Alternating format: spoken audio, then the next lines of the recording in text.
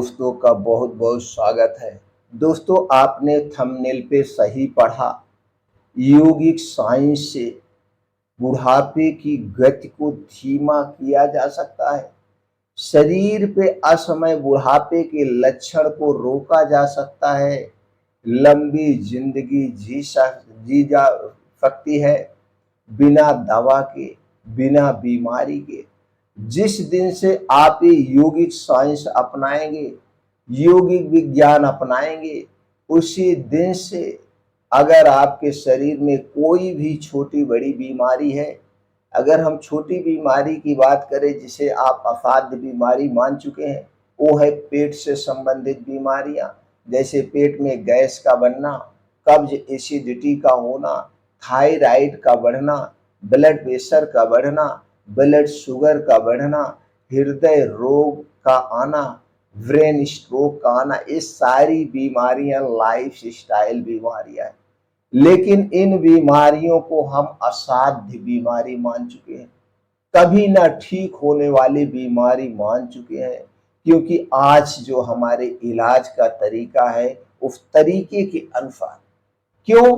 क्योंकि हम डॉक्टर के पास तो जाते हैं, डॉक्टर हमें ये कभी नहीं बताते हैं ये किस कारण से बीमारियां हुई हैं, आपको क्या करना है, क्या परहेज करना, ये नहीं बताते। आपको सिर्फ एक मुट्ठा दवाएं दी जाती है, एक मुट्ठा सुबह खाइए, शाम खाइए, बस खाते रहिए। आप जांच कराते रहते हैं, खाते रहते हैं, ना तो कोई दिनचर्या अपनाते हैं, कुछ भी नहीं करते हैं। इसलिए कुछ दिन तक दवा खाने के बाद आप मान बैठते हैं कि बीमारी अब ठीक ही नहीं होगी, पूरी दुनिया में इसका इलाज ही नहीं, जबकि ऐसी कोई बीमारी है ही नहीं जिसका इलाज ना हो। जब ये बीमारी हमारे शरीर में आ सकती है तो बीमारी हमारे शरीर से जा भी सकती है। जिस कमी के कारण हमारे शरीर में बीमारी आई है, हम उसी कमी को पूरा करके उस बीमारी को ऐसे ही भगा सकते हैं। सिर्फ जागरूक होने की जरूरत है, सिर्फ अपने अंदर कॉन्फिडेंस लाने की जरूरत है, अपने तीसरे माइंड को जगाने की जरूरत है, अपने सब कॉन्शियस माइंड को एक्टिव करने की जरूरत है। और यही सब कॉन्शियस माइंड को यौगिक लोग अच्छी तरह से पढ़ते थे और अच्छी तरह से इसे हमेशा एक्टिव रखते थे। तो दोस्तों, आज का वीडियो बहुत ही इंपॉर्टेंट वीडियो। आज के वीडियो में हम कोई आपको दवा के बारे में नहीं बताएंगे, आज हम सिर्फ यौगिक साइंस के बारे में जानेंगे। ऋषि मुनि कैसे स्वस्थ रहते थे, ऋषि मुनि कैसे निरोग रहते थे, ऋषि मुनि कैसे इतने ताकतवर रहते थे, पहले के लोग इतने कैसे ताकतवर रहते थे, जो इतने शक्तिशाली होते थे। आज की हमारी युवा पीढ़ी एकदम कमजोर हो चुकी है। आज की युवा पीढ़ी को अगर कह दीजिए 10 किलोमीटर दौड़ना है तो हाफ मारेगी 2 ही किलोमीटर।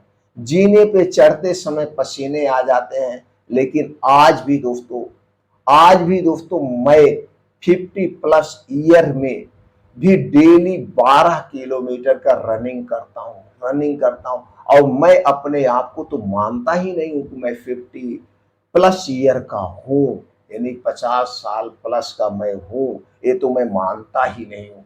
और आप भी ये कर सकते हैं, हमारे देश का हर युवा कर सकता है, हमारे देश का हर एक आदमी कर सकता है। आज का वीडियो इसी यौगिक साइंस पर आधारित है। तो चलिए दोस्तों, हम इधर उधर की बातें नहीं करेंगे, मेन पॉइंट पे जाएंगे। दोस्तों, हमारे जो ऋषि मुनि होते थे, आज के समय में जो हम फालतू चीजें खा रहे हैं वो फालतू चीजें नहीं खाते थे।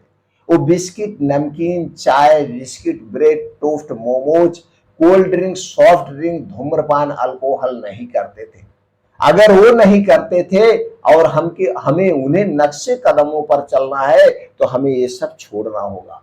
आज की हमारी युवा पीढ़ी क्या है, आज के हमारे बच्चे क्या खा रहे हैं? आज के हमारे बच्चे, उनकी सुबह सुबह चाय से होती है, ब्रेड से होती है, टोस्ट से होती है, चीनी से बनी हुई चीजों से होती है, आइसक्रीम से होती है, कोल्ड ड्रिंक से होती है। सुबह सुबह या शाम हो या रात हो, soft drink, cold drinks, ice cream, ये जितने भी ड्रिंक्स नाम की चीजें हैं, कोई ना कोई शामिल होते। पिज्जा, बर्गर, मोमोज, तरह तरह की मिठाइयाँ, तरह तरह की मिठाइयाँ, यही सारी चीजें सुबह से शाम तक हम खाते रहते हैं। और ये सारी चीजें निर्जीव हैं, इनमें कोई जान नहीं है। और यही ऋषि मुनि नहीं खाते थे, यही वो नहीं खाते थे। वो सजीव वस्तुओं खाते थे। सजीव वस्तुओं की बात करें तो उनके खाने पीने में सबसे ज्यादा क्या होता था, फल होते थे। और वो भी नेचुरल तरीके से पकाए गए, पके हुए, और नेचुरल तरीके का फल होता था। आज हमारे लिए फल भी तो सेफ नहीं है, क्योंकि इसे असमय तोड़ करके असमय केमिकल से पका दिया जाता है। उसके बाद भी दोस्तों फल को सीजन में ना खा के हम आउट सीजन में खाते हैं। इसे स्टोर किया जाता है, स्टोर करने के लिए बहुत सारे केमिकल का प्रयोग करता है, किया जाता है। और जितने भी प्रकार के केमिकल एक प्रकार के पॉइजन होते हैं, तो यही सारी चीजें हम खा के बीमार पड़ रहे हैं। तो आपको जहां तक हो सके, जैसे हो सके दोस्तों, इन सारी चीजों से बचने का प्रयास करना होगा। हमें भी नेचुरल तरीका अपनाना होगा, नेचुरल चीजों को खाना होगा। नेचुरल चीजों में प्राण होती है, नेचुरल चीजों में ऊर्जा होती है, नेचुरल चीजों में दोस्तों सारी चीजें पाई जाती है जो हमारे शरीर को निरोगी बनाती। ऋषि मुनियों का खाने का सबसे बेस्ट समय था। अगर आप ऋषि मुनियों को खाने का ये समय आप अब जिस दिन फॉलो कर लेंगे, उसी दिन से आपका शरीर कभी बीमार नहीं पड़ेगा 100%। और इस समय को मैं फॉलो करता हूँ और आप भी कर सकते हैं। उस समय क्या है, अब ऋषि मुनि जब सुबह उठते तो सबसे पहले वो टहलते थे। टहलने के बाद योगा करते थे, मॉर्निंग वॉक करते थे, मेडिटेशन करते थे। मेडिटेशन करके अपने शरीर को एनर्जेटिक बनाते थे। तो हमें भी जल्दी उठना है। उठने के बाद योगा करिए, प्राणायाम करिए, मेडिटेशन करिए, और ऐसे स्थान पे करिए जहां पे मिट्टी हो, हरी घास हो, क्योंकि हमें पृथ्वी से भी जुड़ना है।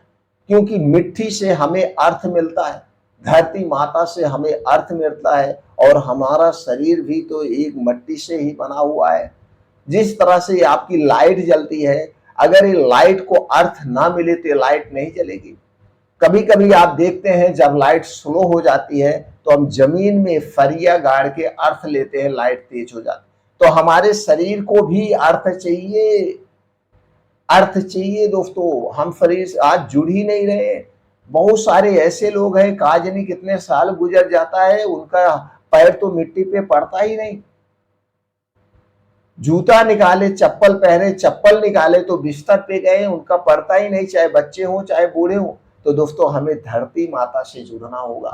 तो ऐसे स्थान को सिलेक्ट करिए, वहां पे आप धरती पे, मिट्टी पे नंगे पांव चलिए। जब आप नंगे पांव मिट्टी पे चलते तो छोटे छोटे कंकड़ आपके पैरों में चुभते हैं, जो एक प्रेशर का काम करता है। और जब हरी घास से टच होते हैं तो दोस्तों ये ऊफ की बूंदें हमारे शरीर में अर्थ का काम करती, अर्थ का काम करती। तो मिट्टी से भी जुड़ना है। तो 2 घंटे निकालते थे ऋषि मुनि। उसके बाद घर पे आते थे, कुछ अपना काढ़ा वगैरह पीते थे। तो काढ़े के तौर पे कई चीजें लीजिए। आज हम काढ़ा नहीं पीते हैं, आज हम चाय पीते हैं। और चाय में क्या डालते हैं, वो काली काली चाय की पत्ती जिसमें कैफीन पाया जाता है, और कैफीन सबसे ज्यादा खतरनाक होता है। दूसरी चीज क्या डालते थे, चीनी डालते थे। चीनी तो दोस्तों हमारे लिए स्वीट पॉइजन का काम करती है, और यही हम चाय पीते हैं। और दूध डालते हैं तो पैकेट का दूध डालते हैं, जो हमारे लिए सेफ नहीं है। तो आपके घर दूध नहीं है तो कोई बात नहीं है, चीनी का कोई काम नहीं है, चाय पत्ती का कोई काम नहीं, तो ऋषि मुनि काढ़ा पीते थे। उस समय के जो भी चीजें पाई जाती थी उन्हीं को उबाल करके वो एनर्जी के तौर पे काढ़ा लेते थे। वो कभी मोरिंगा की पत्ती का काढ़ा पीते थे, कभी अदरक वाले चाय का काढ़ा पीते थे, इसी तरह से कभी गिलोय का काढ़ा पीते थे, कभी अश्वगंधा का काढ़ा पीते थे, कभी पुनर्वा का काढ़ा पीते थे, और कभी ब्राह्मी का काढ़ा पीते थे। बहुत सारी औषधियां उबाल करके काढ़ा पीते थे। उसके बाद अपना नहा धो के जो आश्रम में कार्यक्रम होता था उसे करने के बाद दोपहर में वो खाना खाते थे।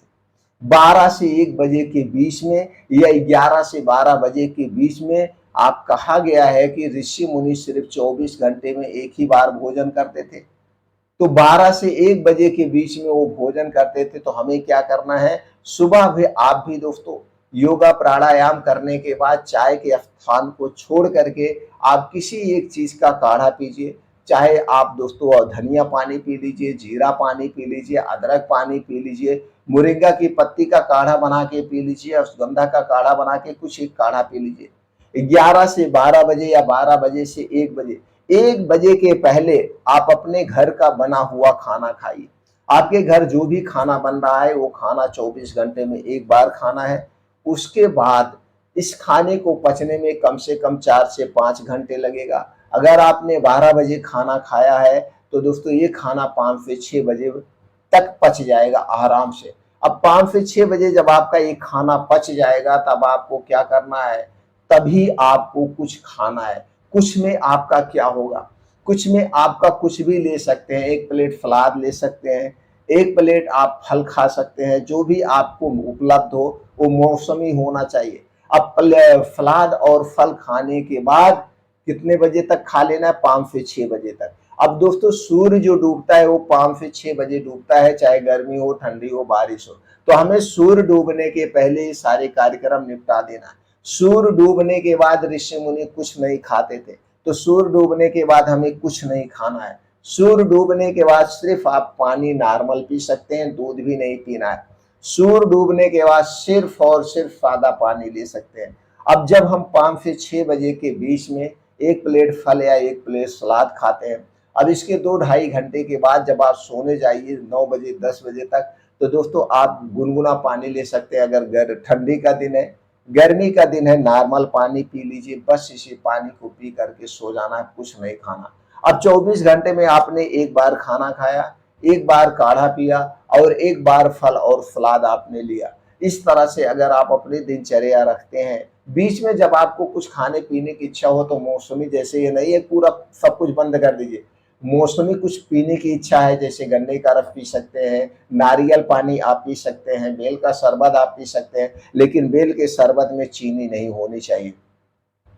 ये सारी चीजें, नींबू पानी पी सकते हैं, जो कुछ भी पीने का इच्छा हो आप बीच में पी सकते हैं, फल का जूस पी सकते हैं, खा पी सकते हैं, लेकिन बाहर की चीजें आपको नहीं लेना। अब जब आप रात का खाना सूर्य डूबने के 1 घंटे पहले सब कुछ निपट गया तो रात के समय जितनी भी बीमारियां होती हैं आपको कभी नहीं होगी, और आपके शरीर को समय मिलता है अपने आप को रिपेयर करने का, अपने आप को रीस्टार्ट करने का। इस तरीके को आप अपना लीजिए, यौगिक साइंस को आप अपना लीजिए, यही दिनचर्या, यही खान पान आप 90 दिन के लिए फॉलो कर लीजिए। 90 दिन में आपका शरीर अपने आप को रिवर्स कर लेगा, अपने आप को रिवर्स कर लेगा। जो अब फायदा होगा, जो चमत्कार होगा, उससे आप चौंक जाएंगे करके